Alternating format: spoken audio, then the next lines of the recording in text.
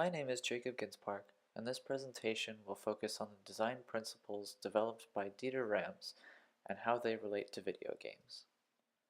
Dieter Rams was an industrial designer for over 30 years at the consumer products company Braun and is behind much of their success. He focused on the idea of design that is less but better. His philosophies can be summed up in his 10 principles of good design. Good design is innovative. It makes a product useful. It's aesthetic. It makes a product understandable. It's honest, unobtrusive, long-lasting, thorough down to the last detail, environmentally friendly, and exhibits as little design as possible. Shadow of the Colossus is certainly an innovative, highly aesthetic game. It combined a series of grand boss fights with sweeping, minimalist landscapes to create a thoroughly different experience than anything before it.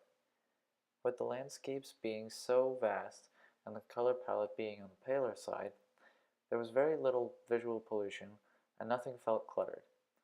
Everything about the game, from its focused narrative to its singular goal of defeating the Colossi, lent to a streamlined experience. Its simple beauty has made it a classic that many still play, giving it the long-lasting quality that Dieter Rams looked for. Perhaps the most brutally honest video game is QWOP. Also the most self-explanatory game out there, QWOP lets players know exactly how difficult it is the moment they start playing. Players instantly know that the letters Q, W, O, and P are important, and that a high score of some sort is involved. From then on, QWOP is unforgiving, being heralded by some as the most difficult game ever created. While not necessarily designed to be the most positive experience, QWOP was absolutely designed with the user in mind. Its controls are distilled down to the point where users understand immediately how to play simply by looking at the game, yet are still terrible at it. Despite this, QWOP remains unobtrusive, as the only people it frustrates are its players. Slender is the ultimate less is more game from the horror genre. The premise is simple. Collect the 8 pages. The controls are simple. Move, sprint, and use the flashlight. The enemy is also simple. A teleporting monstrosity that follows you around. Nothing particularly frightening when you think about it. The horror genre, in general, exhibits many of the design principles. Our primal instincts tell us that anything unexpected, or the dark, or creepy-looking creatures are scary. Slender capitalizes on this beautifully by adding nothing. The designers simply took what is already programmed into us and used it against us in a very minimalist video game. Nothing is wrong with the man in his suit, but when he has no face, extra long arms, it's dark outside, and he jumps out unexpectedly, then all the designers need to do is figure out how we can react in the game.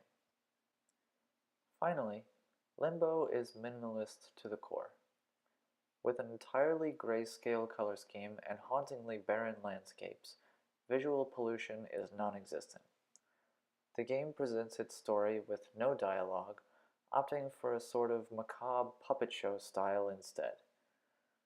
The controls are stripped of any unnecessary elements common in other 2D platformers, leaving a simple, honest list of moving, jumping, and grabbing. It embraces the idea that function is ever-expanding, prime examples being grabbing certain items for later use, and the spider that shifts from an enemy early in the game into a tool later in the game. Even the macabre player deaths were designed to deter players from incorrect decisions, serving to further the game with as little design as possible. Each of these games, with their minimalist designs, will stand the test of time.